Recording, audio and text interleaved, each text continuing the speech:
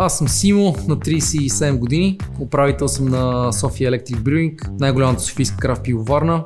Тази година ставаме на 4 години. Изнасяме бирата си в 13 различни държави в Европа. Стигнахме дори до Сингапур, до Израел. Денят започва рано в пивоварната, завършва доста късно. Управлението на малък бизнес е свързано с много препятствия. Едно от тях е бюрокрацията. Това, че Unicredit ни предлага възможност да не се занимаваме с бюрокрация, ни помага. Постоянно ни бомбардират различни проблеми, свързани с ферментации, с доставки, с клиенти. Най-малкото, което бихме желали, е да трябва да ходим в клонна банка, когато може да го решим дистанционно. След проучване на пазара попаднахме на дистанционния модел на Unicredit и решихме да опитаме.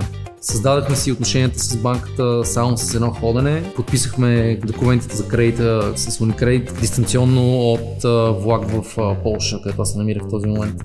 При ежедневното управление на бизнеса ми се налага да използвам онлайн банкирането постоянно, но при особени ситуации, които се създават също ежедневно, за съжаление, получавам помощ от дистанционния банкер, където и да съм.